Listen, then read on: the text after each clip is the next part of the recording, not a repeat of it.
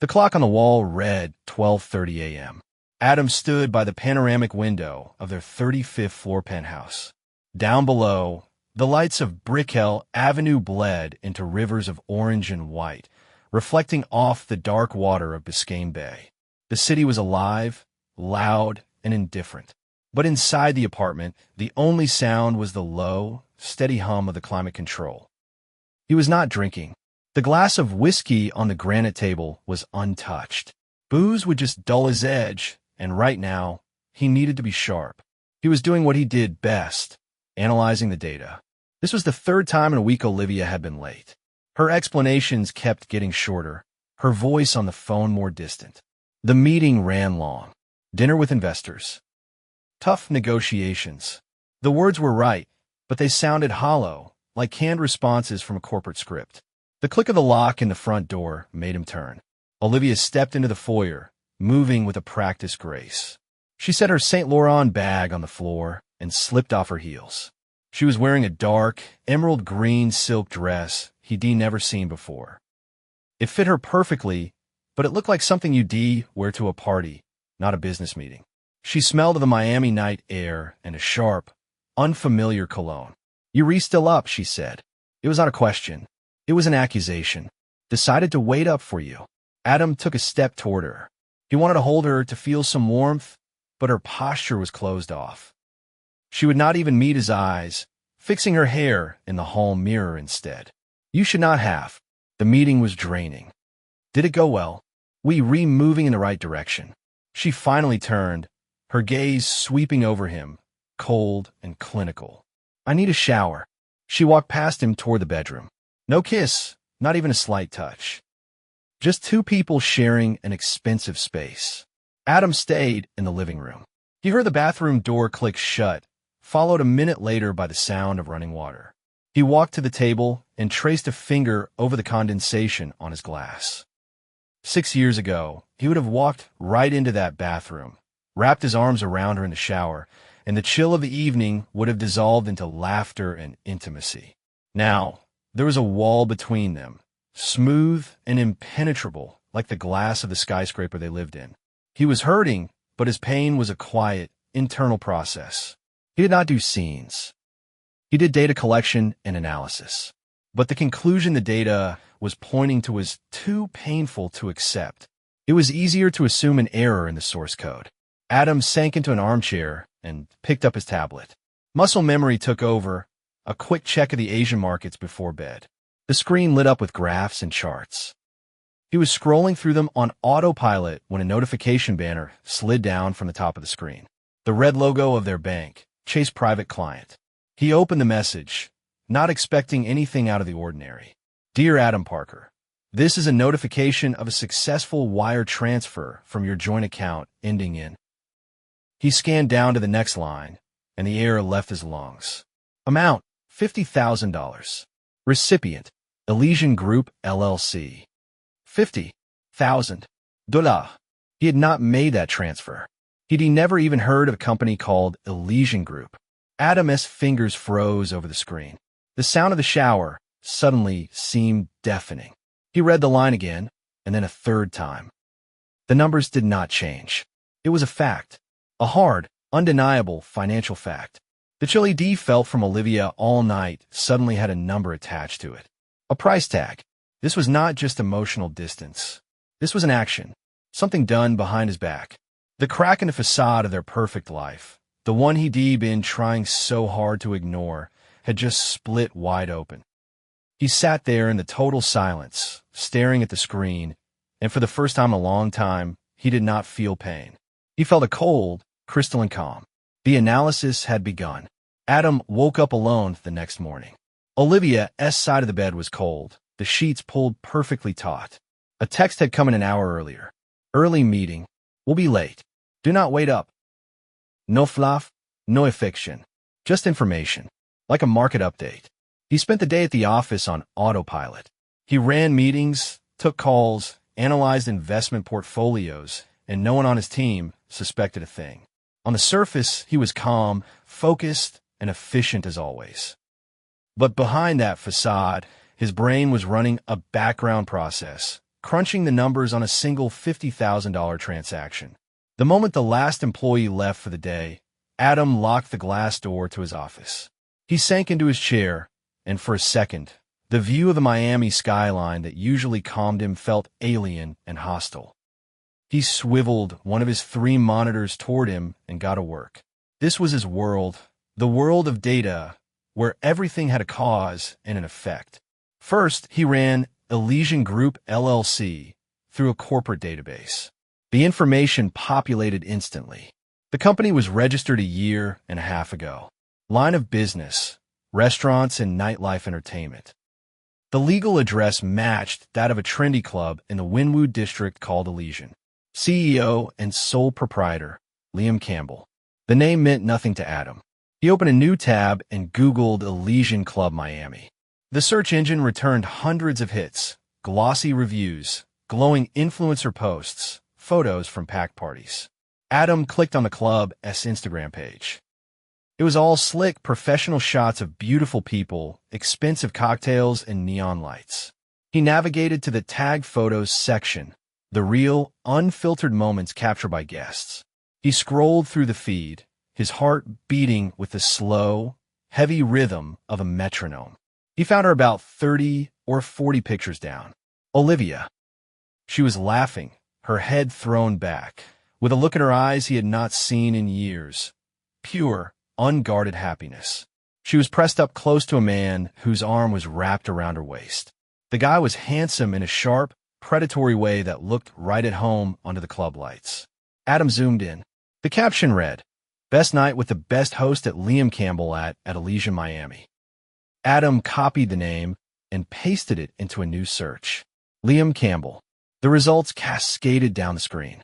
A LinkedIn profile, entrepreneur, owner of Elysian Group. A few mentions in the local press. Adam clicked a link to the Miami Herald, an article from a year ago about the club's grand opening. Liam Campbell, along with his lovely wife, attorney Catherine Campbell, welcomed guests to the opening of the year's most anticipated new venue. The article had a photo. There was Liam, and next to him, holding his hand, was a smiling blonde woman, his wife. Adam leaned back in his chair. The air in the office suddenly felt thin, hard to breathe. A 1-2 punch. His wife was not just cheating on him. She was secretly funneling their money into a married man's business. It did not make any sense. It felt like the plot of some cheap, trashy novel. A sharp, cutting pain shot through him, but he suppressed it instantly. Emotion was a liability. It clouded your judgment. He stared at the 2 faces on his monitors, a happy Olivia with Liam, and a smiling Liam with his wife. It was an equation with too many variables. Why? Why would Olivia, so smart and calculating, get tangled up in a story with such an obvious, losing endgame? What was the promise? The questions demanded answers, not tears. Adam closed all the tabs. His face was a perfect poker face. He was no longer a husband, hurting in silence. He was an analyst facing a hostile, irrational takeover of his assets. And he was about to conduct a full, ruthless audit of the entire deal. He opened a secure browser and typed into the search bar, "Best Private Investigators Miami. Financial Forensics." The strategy was set. The facts would be gathered. Adam found him through an old contact at a law firm he used to work with. Frank Coleman did not have a flashy website or any advertising. His office was in a nondescript building in Coral Gables, with a simple plaque on the door that read Risk Management and Consulting. Frank was a man in his 60s with gray hair and eyes that were tired but missed nothing. He looked more like a retired accountant than a private investigator. "I need you to be clear on this," Adam said, sitting across from him in a sterile meeting room. "I am not interested in pictures proving infidelity. I do not need the details of their meetings. I want a full financial audit." "An audit?" Frank leaned back in his chair. "Yes. Liam Campbell and his company, Elysian Group LLC. I want to know everything. His real assets, his debts, his full business history, his funding sources. Treat this like due diligence for a hostile takeover. I want numbers and documents. The complete picture. No emotion." Frank studied him in silence for a few seconds, then nodded. I understand. ULL have full confidentiality. The report will be ready in a week. It was the longest week of Adam's life. At home, he went through the motions. He'd have dinner with Olivia if she was around, make small talk about neutral topics, and listen to her vague updates about the progress on the new project. She was agitated and distracted, living in a world of her own, and his quiet calm seemed to suit her just fine. He would look at the woman he once loved and see nothing but a stranger playing the part as wife. Exactly 7 days later, a new message landed in Adam's secure email account. It had a single attachment, an encrypted file named Report. Campbell. Adam did not open it at the office or at home.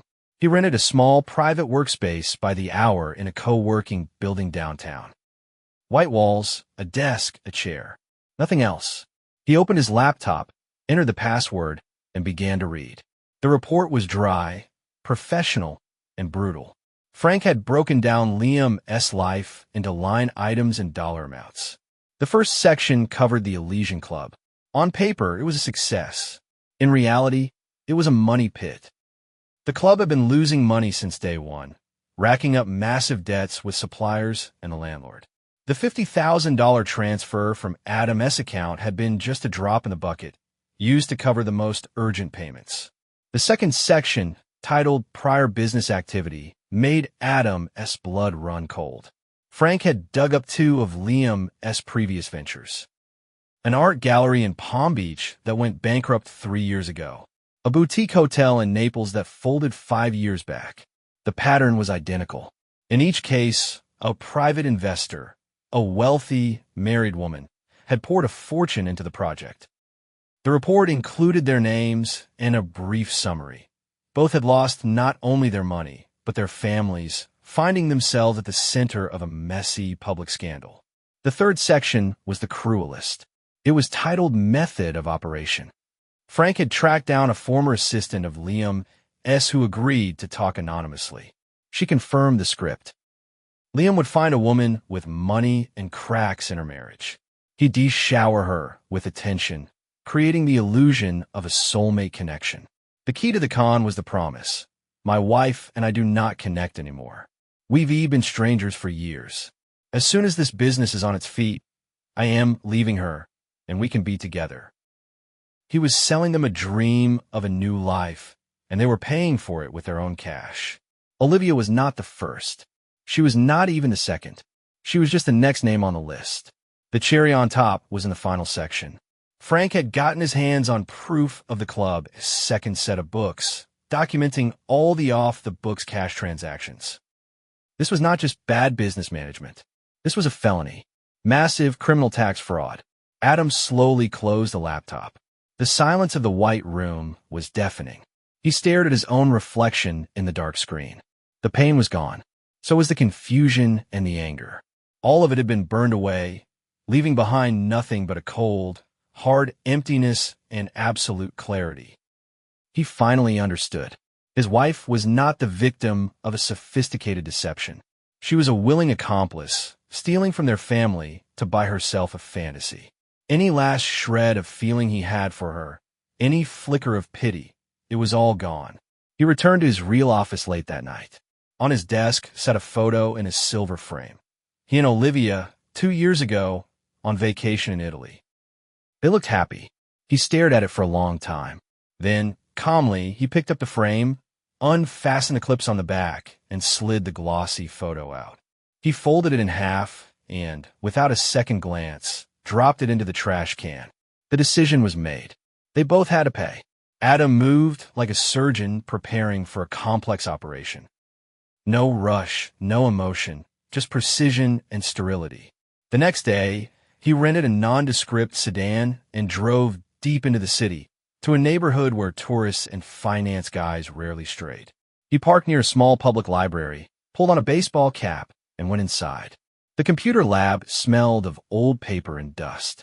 He took a free terminal in the corner, far from the windows. From his pocket, he pulled a plain black USB drive. On it were 2 neatly organized archives he had prepared the night before. First, he connected to the public Wi-Fi, making sure to run a program that masked his real IP address.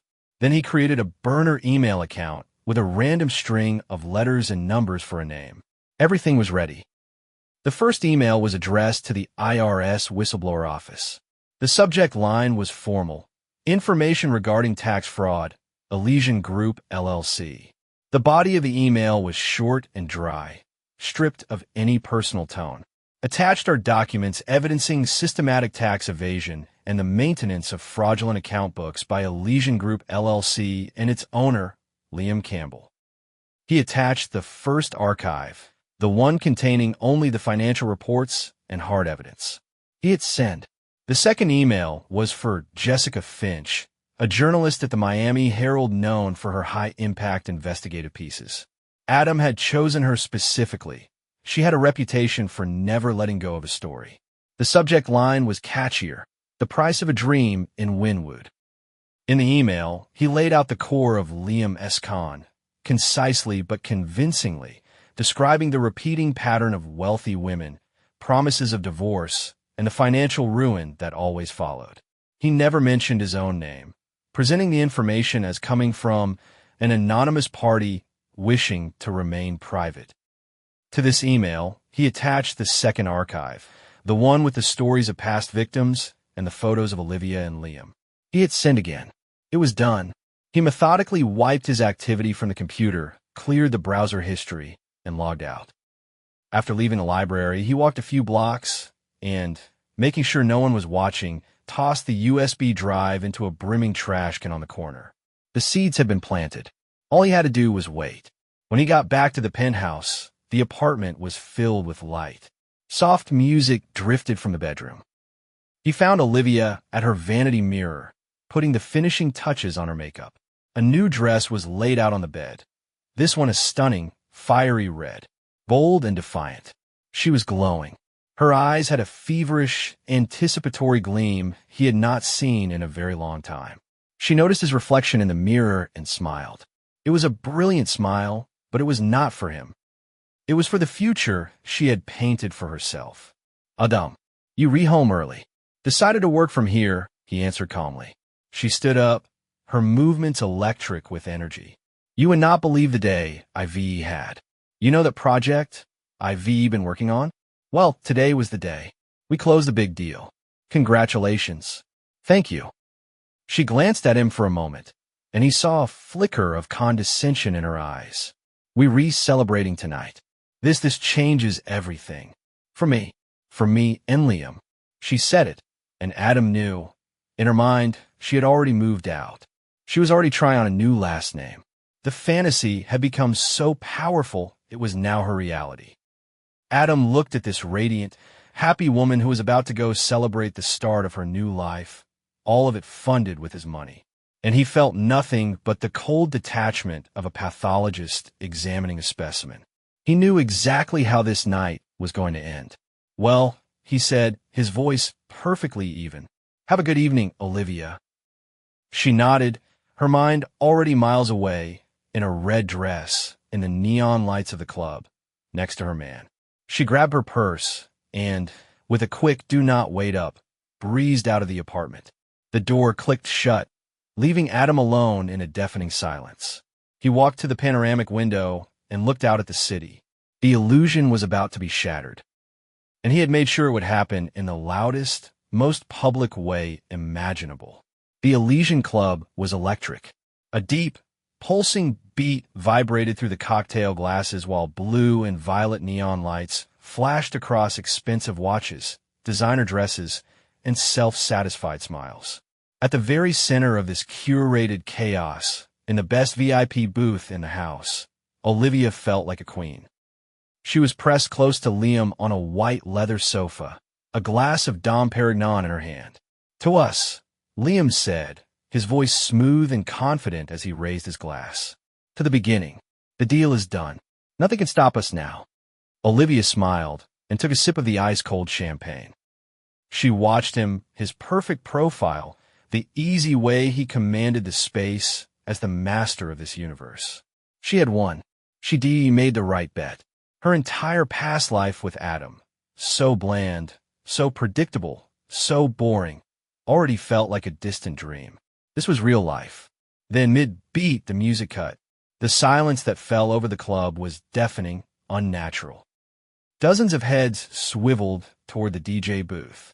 The neon glow was instantly replaced by harsh, white utility lights, and the party atmosphere evaporated in a flash.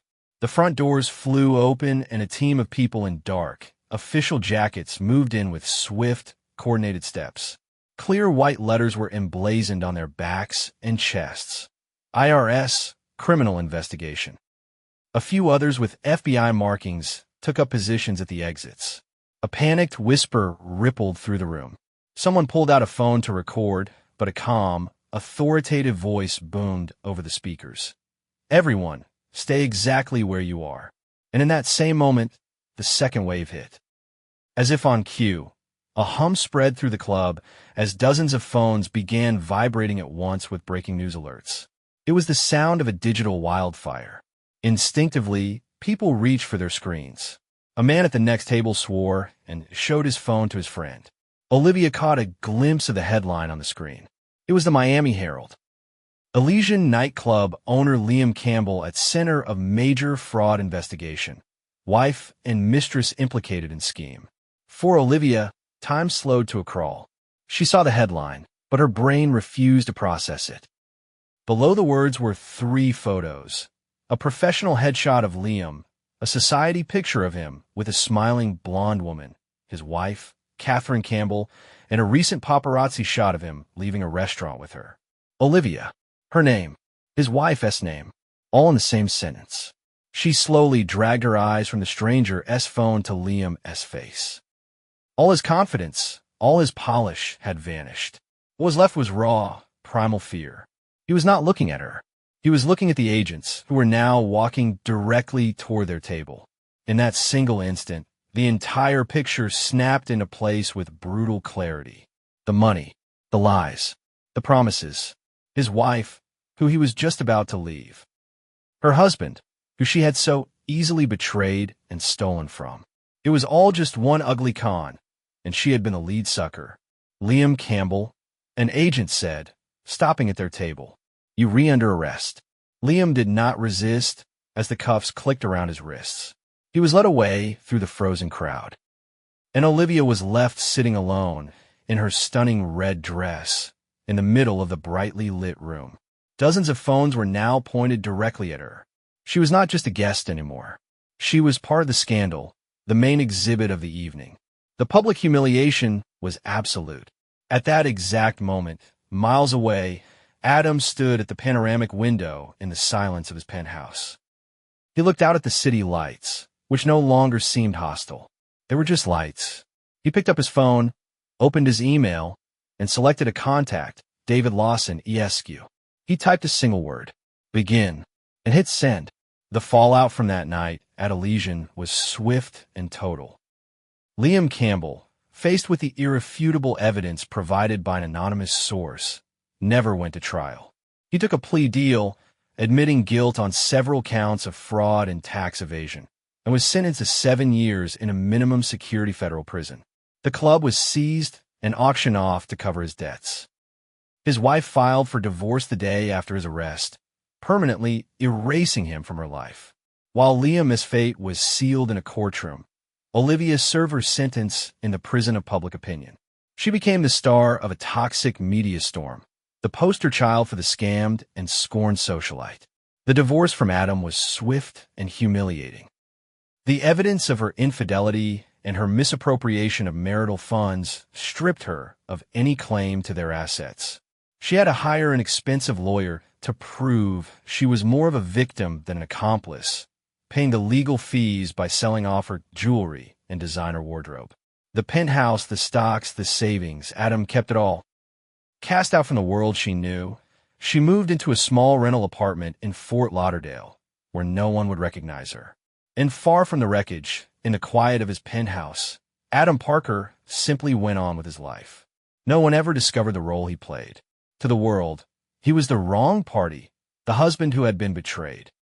He got rid of the furniture Olivia had chosen, making the space cleaner, more his own.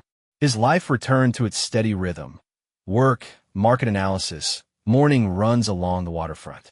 The victory brought him no joy, only the quiet, cold satisfaction of order being restored. He did not feel triumph, only the calm of a surgeon who had successfully completed a difficult procedure.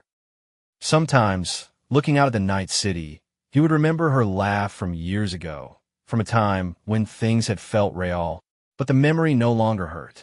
It was just a data point from a closed account. He was alone, but he was free. The account was closed. And that's where today's story ends. Thank you for watching to the end. If you enjoyed it, do not forget to like and comment. We'd love to discuss this story with you. See you in the next video.